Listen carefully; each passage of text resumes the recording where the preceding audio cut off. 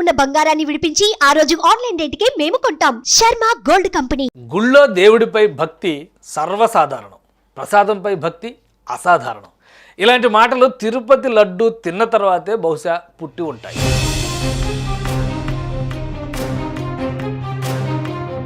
కొన్ని శతాబ్దాలుగా తిరుపతి లడ్డు ప్రాశస్త్యం ఆ స్థాయిలో పెరిగింది. అసలు ఈ సంప్రదాయం ఎలా మొదలైంది? దీన్ని ఎవరు పెంచి పోషించారు?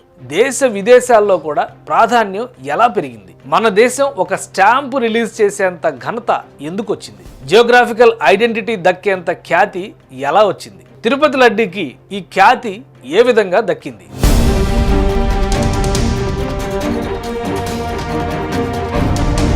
తిరుపతి శ్రీ వెంకటేశ్వర స్వామి ప్రసాదాల్లో ప్రథమ ప్రాధాన్యం లడ్డూదే.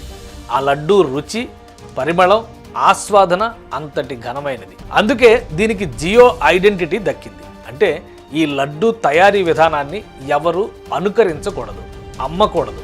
అసలు తిరుపతి లడ్డు అనే పేరే వాడకూడదు. అంతగా ఈ లడ్డూపై సర్వ హక్కులు శ్రీవారివే.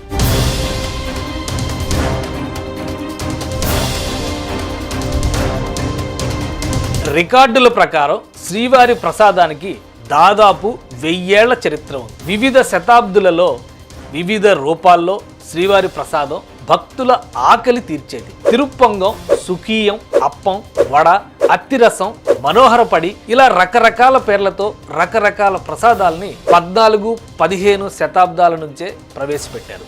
వీటిలో వడ తప్ప మిగతావేవి ఎక్కువ రోజులు నిల్వ ఉండే అవకాశం లేదు. దూర ప్రాంతాలకు తీసుకెళ్లేందుకు అనువుగా ఉన్న వడకు ఆ రోజుల్లో ఎక్కువ డిమాండ్ ఉండేది. ఈస్ట్ ఇండియా కంపెనీ సమయంలోనే లడ్డూకి ముందరి రూపమైన తీపి బూందీని ఆలయంలో ప్రసాదంగా ప్రవేశపెట్టారు. 1803 నుంచి శ్రీవారి ఆలయంలో అప్పటి మద్రాసు ప్రభుత్వం ప్రసాదాలు విక్రయించడం ప్రారంభించింది. కాలానుగుణంగా వివిధ రూపాలు మారి ఇప్పుడు మనం చూస్తున్న లడ్డూ స్వరూపం 1940లో తిరుపతి లడ్డూగా స్థిరపడింది. శ్రీవారి లడ్డూల్లో 3 రకాలు ఉన్నాయని మీకు తెలుసా?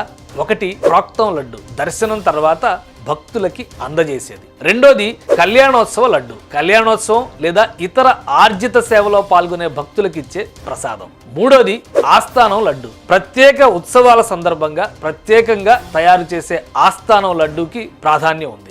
ఆలయంలో వివిధ రూపాల్లో వచ్చేటువంటి గౌరవ అతిథులకి ఇది మాత్రమే ఇస్తారు. దీని బరువు 750 గ్రాములు, అంటే పెద్ద లడ్డు అన్నమాట.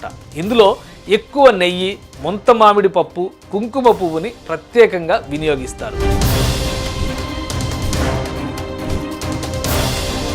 లడ్డూ తయారు చేయడానికి వాడే సరుకుల మొత్తాన్ని దిట్టం అంటారు. ఈ దిట్టం స్కేలుని 1950లో మొట్టమొదటిసారిగా రూపొందించారు. భక్తుల తాకిడిని బట్టి దీన్ని 2001లో సవరించారు. ఇప్పుడు ఈ స్కేలు ప్రకారమే లడ్డూల్ని తయారు చేస్తున్నారు. శ్రీవారి లడ్డూ తయారీలో వాడే దిట్టంలో 803 కేజీల సరుకులకి 5100 లడ్డూలు తయారు చేస్తారు. ఈ దిట్టం కొలత ప్రకారం 5100 లడ్డూల తయారీకి 165 కిలోల ఆవు నెయ్యి, 180 కిలోల శనగపిండి, 400 కిలోల చక్కెర, 4 కిలోల యాలుకలు, 16 కిలోల ఎండు ద్రాక్ష, 8 కిలోల కలకండ, 30 కిలోల ముంత మామిడి పప్పు ఉపయోగిస్తారు. ప్రస్తుత అవసరాలకు తగ్గట్టు రోజుకి 10 టన్నుల శనగపిండి ఉపయోగించి లడ్డూ తయారీ జరుగుతోంది.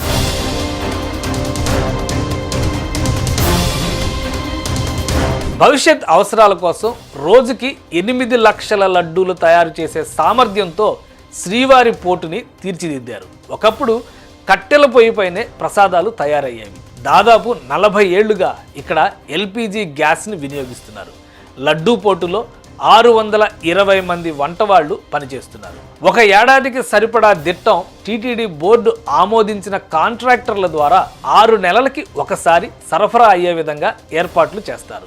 సాధారణ లడ్డూ పరిమాణం తగ్గడం, సరుకుల నాణ్యత పైన చాలా రోజులుగా చర్చ నడుస్తుంది. తిరుపతి లడ్డూకి ఉపయోగిస్తున్న జీడిపప్పు, బెల్లం వంటి పదార్థాలపైన అనేక అనుమానాలు ఉన్నాయి. ఫైనల్గా నెయ్యి విషయంలో వచ్చిన నాణ్యత పరీక్షల ఫలితాలు శ్రీవారి భక్తుల మనసుల్లో గుబులు రేపుతున్నాయి. తిరుపతి వెంకన్నకి మాత్రమే పేటెంట్ రైట్ ఉన్న లడ్డూకి పట్టిన మకిలిపై స్పష్టత ఇచ్చే బాధ్యత ఎవరు తీసుకుంటారు? ఇప్పుడు ఇదే $1 మిలియన్ క్వశ్చన్.